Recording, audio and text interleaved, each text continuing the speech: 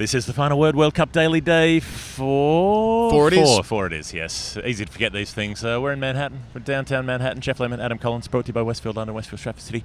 We're just near the end of the Brooklyn Bridge. If we wanted to walk to Brooklyn, we could. We could do that. We could do that via the medium of a bridge. We're in a park. If you're watching this on a video, you'll be able to see that. We're next to, what is it, City Hall? Town Hall, something like that. City Hall's behind us. Basically, the mayor would give the press conference on the steps when, Batman needs to intervene to do something. That's pretty much what's going on around here. It's day 4. The major news has come out of the England-Scotland game in Barbados. Adam, you won't need 30 seconds to tell us what happened, but there you go. Yeah, no news is bad news. Barbados rain, only 6.2 overs available. To that point, Scotland were 51 for none with George Munsey and Michael Jones batting very nicely. They took 3 overs for more than 10 runs, including, I think, 16 from Jordan, who bowled the 6 over, the final over of the power play. Wood did get Munsey out caught behind, but he overstepped.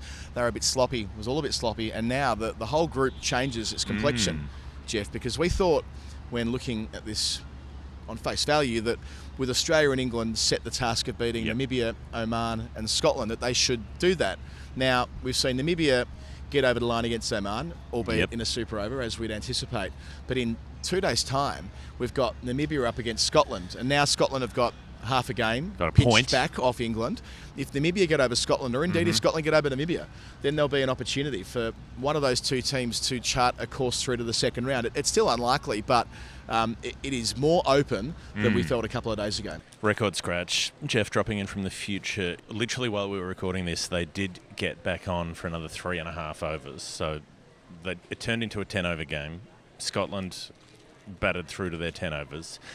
They took 18 off an over from Adil Rashid. They got up to 90, and then that target got revised up. Their score got revised up to 108. So England had to chase 109, but then it rained again. So the match got called off after all. So Scotland would be even more feeling like they were in great position to have a crack at winning that game, knock off the world champions, do like Ireland did in the last T20 World Cup and make use of a rain-shortened game to get the full points. But it didn't end up being able to happen. And apparently the rain's pretty much stopped and the other teams are going to be out there practicing pretty soon. But the allotted time was up, so we don't get a result from that game. Anyway, back to the past. Yes, so if Namibia would have the opportunity if they would need to knock off one of the big dogs in the group. But they do it after they would have played. I guess my point is they'll have scoreboard pressure. They'll be able to apply the fact that they've got 2 wins in their column. And by that stage, if they beat Scotland, they'll get Australia and England deeper into the tournament, having built into it quite well. And particularly if England lose to Australia, then they would be vulnerable to getting knocked out. Now, there might be more rain, there might be more washouts. It's been pretty wet in Barbados, so who knows? All of this idle speculation may just be just that. But there is an opportunity now for one of the big teams in that group to be knocked out if things pan out a certain way, and that makes things interesting. It does. And the other piece to this is that England have been excellent coming into the tournament. The brief T20 form we've seen of them, and they feel pretty organised, and all of their stars did well in the IPL. Jofra Archer's back. It's all ticking on nicely on paper, but there's a lot of pressure on this older squad if they weren't to do well here, remembering they are the defending champions, and that was the Joss Butler led side. It wasn't Owen Morgan's team that won in Melbourne 2 years ago. It wasn't anyone else coaching. It was Matthew Mott coaching as well. So they have got form, they've got runs on the board, but because they performed so poorly at the 50-over World Cup last year in defending that total, or not defending that title, as it were. Yes, they weren't there to defend it, apparently. That's right. So if that was too defensive. So if this went the same way for the T20 side, then that will be the moment where there are wholesale changes at the top. So, and I only reference that to say that there's going to be extra pressure, extra baggage for this England side.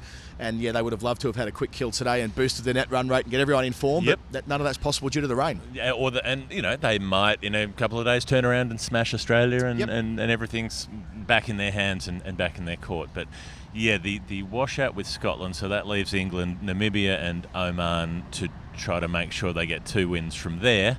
But then they'd be on 2.5 and vulnerable. Although those games will come after the Australia game, so it'll pan out one way or another. But maybe a little frustrating for Scotland because they were They were flying. Well, this is it. They've never played a T20 international against England before, which I couldn't believe when I read that this morning. It's their first ever time playing a T20 against their, closest neighbour. Their neighbour and rival. They've never played the shortest possible format against their closest neighbour. And when there was another little, I think Tim Wigmore had this on Twitter, when Ireland beat England at the last T20 World Cup at the MCG a couple of years ago, they were 49 for 1 at the end of the power play, and today Scotland were 49 for none at the end of their power play. So, they were laying a foundation, and we know that Scotland have enjoyed success against England and all the rest of it. So, if anything, Scotland might feel like they've missed an opportunity, but equally taking a point off England gives them an opening in the group, and that's not for nothing. Could have got double the points. I mean, they took down Chris Jordan in his over. They weren't worried facing up against Jofra Archer in his comeback. Took 10 off his over. His first one. He did come back well, Archer, but the first one went around, Mark Wood got a wicket off a no ball overstep. Wonder how the Jordan thing plays out, just on selection, right? They've decided to go with Jordan today. He played in the game at the Oval against Pakistan last week. He returned to this England team having not played a lot for them in the last 24 months. And they've left Topley out, the left arm option. Just ponder whether that, it's a small sample size. We've seen him bowl one over here, but I do wonder that whether through the tournament we'll see Topley ultimately getting that final spot. I know Jordan's a better all-round package, but when you're looking at it through the prism of bowling and having a left-arm option, which is so important, all the analysts tell us this, don't they, about matchups and left-hand, right-hand, and so on. If they don't have a left-armer, they've got spin as a variety, but with the exception of that, it's all right arm over. It's interesting where you weigh up your priorities, because sure, it's very, very valuable to have a left arm option. It's also very valuable to have gun fielders on the rope, and that's what Jordan is. And he's not just a decent fast bowling fielder; he's one of the best fielders in the world, probably, and certainly one of the best in that team. And he can do long on, he can do deep mid wicket in those sort of crunch overs when it matters. He takes ridiculous catches. He's incredibly mobile. So to get that from one of your quicks is a massive bonus, and he can bat a bit as well. Topley doesn't offer much in either department. He seems to be well placed to kind of fall over and injure himself in the field, and doesn't offer anything with the bat. So there's a massive difference there in a 20 over game where maybe your marginal gain is slightly. You might have a gain with one player with the ball, but it's more than made up for with the other aspects. I'm sure that's the logic, and Jordan with the bat as well. I'm sure the logic is that you put all the pieces together and he looks like a better option. But I'm drawn to the Topley option, being left arm, being quicker, and how valuable wickets are in power plays, and had that experience in the IPL recently. So we'll see. They might chop and change through the group stage. They'll have plenty of games in this tournament to get their best 11. We've got other games. We watched a game last night. Should we do a Westfield bit? Why don't we do Westfield We were first? going to go. So we went down to. There's Westfield here in New York. The biggest Westfield. Yes. Or the biggest shopping centre in all of Manhattan. What we have not been able to establish is how big their Christmas tree is, because the one in London was supposed to be the biggest. Was it in Europe or was it the Northern Hemisphere? We decided it was in the world. I think it was Europe. Yeah, biggest Christmas tree in the world. Yeah. I really don't think that necessarily stacked up, but I think the claim was Europe, so there must be bigger Christmas trees here.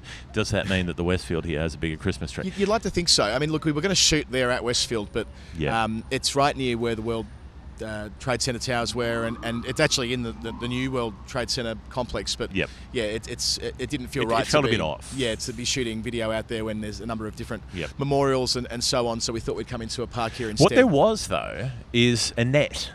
There's a cricket net downtown. So you get off the subway, you get off the A train around at that Ground Zero site, and they've got all this T20 World Cup branding, and they've got a cricket net that nobody was using. There was a very uninterested looking security guard hanging around.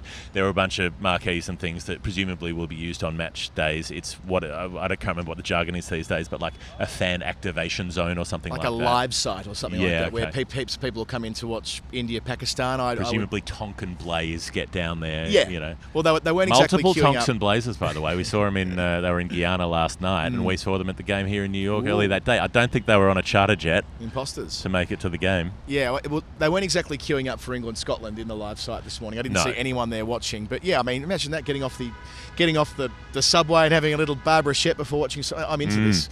Maybe while we're here, we try and have an opportunity Try and get in to the nets. the bat and ball out. Send a few down. Yep. Okay, so what have we got? But what's Westfield told us this Yeah, week? that's right. Fair enough. Okay, are you still reeling from Jimmy Anderson's totally voluntary retirement Totally announcement? voluntary. It was all his idea. Well, he might have hung up his boots. he hasn't. You He has not yet hung up his boots. experience the magic of dinosaurs at Westfield Stratford City, That's thanks to Life Chronicles by Eclipso Entertainment. Eclipso Calypso. Life Chronicles is an immersive VR expedition ripped straight from Ross Geller's most lucid dreams, where you can walk among the dinosaurs and witness the emergence of the earliest humans more than 100,000 years ago. Is that does Ross Geller dream about dinosaurs? I think he's a paleontologist. Is he? Is that the go? I don't know. I mean, it's That's a the long guy time from since I Friends, watched an right? episode of Friends. Yeah. Okay. Yeah, I don't know. It's set in New York, isn't it? So, It is. Yeah. So don't just try Ceratops, Succeedatops, and book yourself tickets to Life Chronicles by Eclipso Entertainment today. Westfield, Stratford City, we've spared no expense. That's Richard Hammond. That's Richard Attenborough. John Hammond? Is he John Hammond in the movie? That slipped my mind, but yeah, that's very much. Remember the what is it? Is this a Jurassic Park reference? It's a Jurassic Park reference. See, I don't have Jurassic Park references stored away because Okay. my parents didn't let me go and see it in 1993. Didn't they? It's not like I've held a grudge. It's not like Did I've they held a not grudge let- or why anything. did- why didn't they let you see They it? made the decision That that it it was was too too scary. violent and too scary. For fuck's sake, they had no idea. Every night during 1993 school year, Yeah. The World at War, the Laurence Olivier, Okay. magnificent documentary. Yep. Every episode of it was on at 3 a.m, so I didn't tell my parents, but I'd set the alarm and go downstairs and watch an hour of World War II document. Well, it wasn't. Yep. It was documentary, but there was all of the reenactments, and some of them were fairly brutal for a 9-year-old's eyes.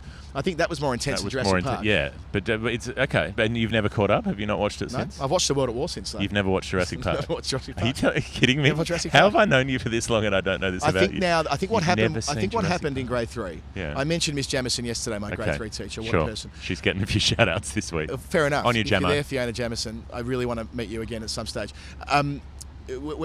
She was big into dinosaurs. We did Okay. lots of, you would Yeah. remember. You would have been a year or two. It was the above me in dinosaur school. era, yeah. It was dinosaurs were as big then Sure. as marbles were in 1995, Yeah, and I as had a big big as wall Dr. hanging. Pepper was in 1996, 97. Yeah. We were saying that before. We're just pondering that.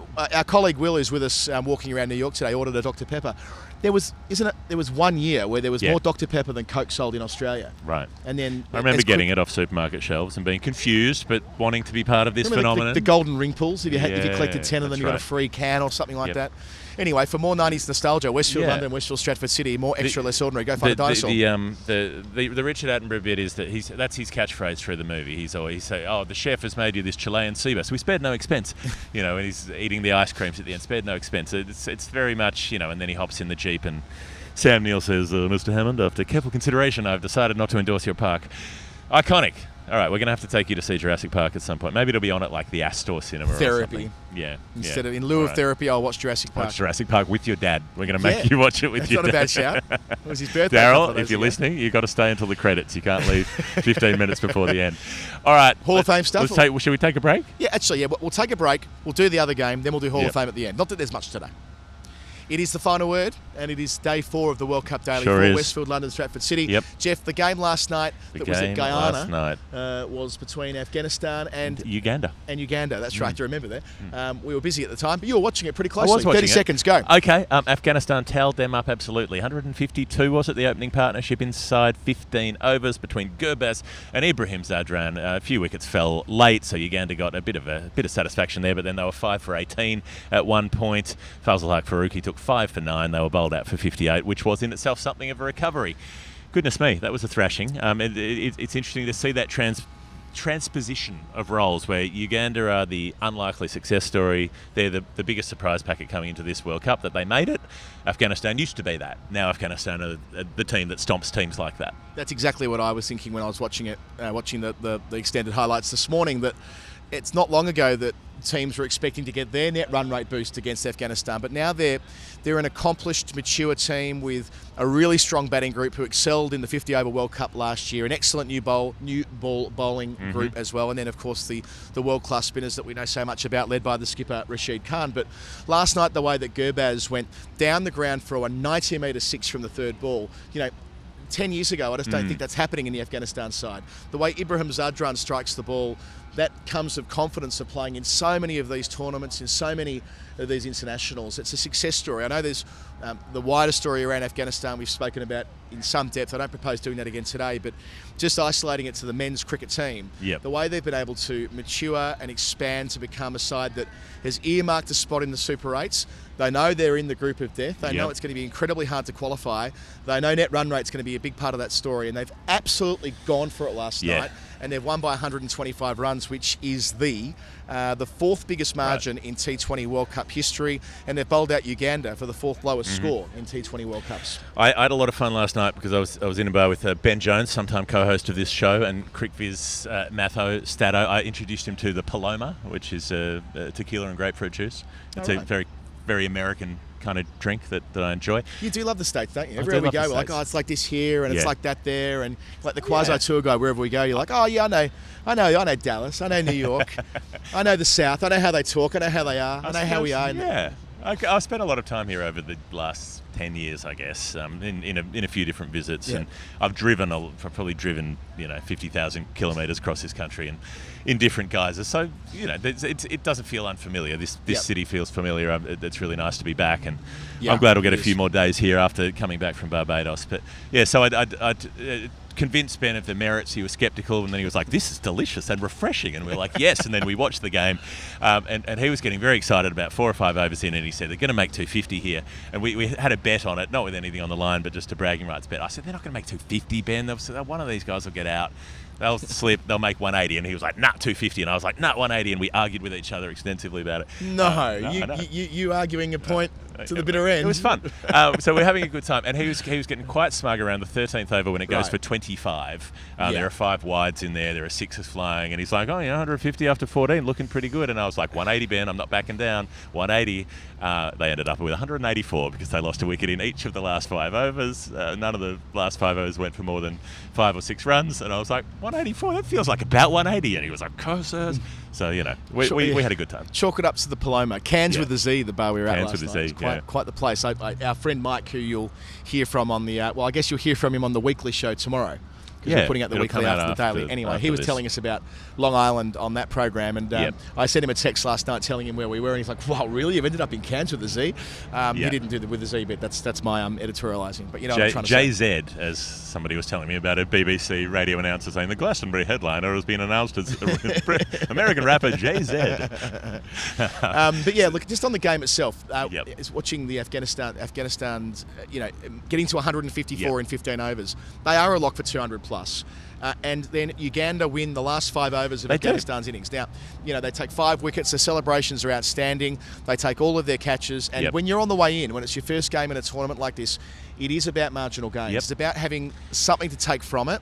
So, they won't win a game in this tournament. I'd be staggered if they have much success at all. But qualifying, getting here, getting the experience, hoovering up all that interpersonal relationships. You saw them with the Australian team a couple of days ago, exchanging shirts and chatting to Mitchell Marsh and that kind of thing. But winning a 5-over block, having the chance to celebrate some success with wickets, keeping them to under 185.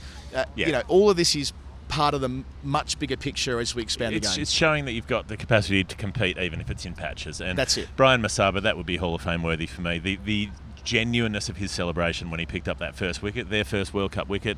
Sure, they're being smashed, but he's like, I have done this. The spinner, he slips one through. He has Gurbaz and Ibrahim Zadran are the two going at him, and Ibrahim comes down the wicket, tries to smash him through long on. The ball slips through, it hits the outside of the leg stump. It's a nice piece of accuracy. He picks up another wicket as well, Masaba, and then there's the Seema Kiawuta who comes in and picks up a couple too.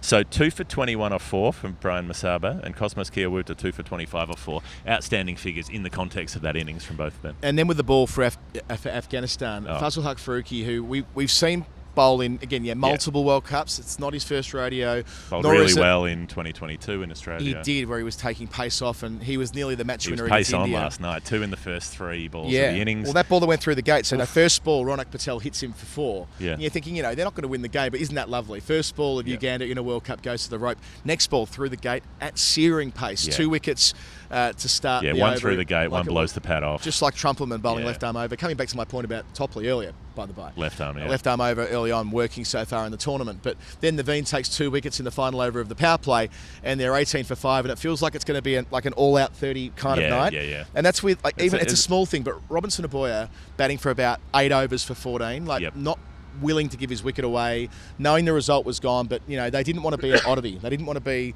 some quirk. Yep. You know, and they're still rolled for 50-something, but 50-something feels a lot different, batting 16 overs than all out 30 in like 9 overs, which felt on the cards for a time. Exactly. So there was something in it regardless. Rashid Khan picks up a couple of wickets as well. Naveen ul Haq picks up a couple of wickets, and Afghanistan really have the pieces now. They've got that good opening partnership with the bat. They've got a good opening pace partnership as well. Yep. You add that to the spin that they've always had, really. That was the thing they had right at the beginning, and it's just that middle order batting that's a bit suspect. That's the weak spot for Afghanistan at the moment. But, you know, Gulbuddin Naib was back. That makes everybody happy. He gets to flex his biceps. Well, that's my Hall of Fame. Yeah. You know, I know we haven't quite done Hall of Fame yet, but seeing Gulbuddin, who kind of did. He's been a controversial character at times. Yep. Gulbuddin as leader, he of course led Afghanistan to the 2019 World Cup in England, and immediately quit. And we spoke at the time about his background as a professional bodybuilder. He's been in and out of that squad. Yep. Did get some game time in the World Cup last year, but wasn't originally there. He's still there, balancing that middle order. He's theoretically their fifth seamer, or fifth bowler, sorry, and can make useful runs. Has opened the batting a fair bit, but him getting the guns out after taking a very sharp catch at second slip. It was one of those ones where he squared up the batter in question, so the ball did come off an unusual angle, and Gulbuddin was there and gave it big, and great to see the big boy back. There we go. So comprehensive for Afghanistan. A big tick for them in that group. No tick for England in their group. A half a tick, I suppose. And the Netherlands and Nepal are playing right now as we record, but we'll do that tomorrow. Well, I was going to say, let's show some work. I have to go to Barbados. You've got to go to the airport now. You're going to Barbados. So we're going to do the Nepal-Netherlands game in tomorrow's show. Then there'll be 2 shows tomorrow because Australia are playing Oman, the game that you're doing. In Barbados. There's a game at Dallas between India and Ireland that I'll do the podcast with Cam, and Cam's doing the game at Dallas. So we'll have a presence at both of those grounds tomorrow, and the PNG Uganda game we'll do the following day. Yes. So, you know, it'll be a bit of this, mixing and matching as we go. We'll figure it out. Other hosts like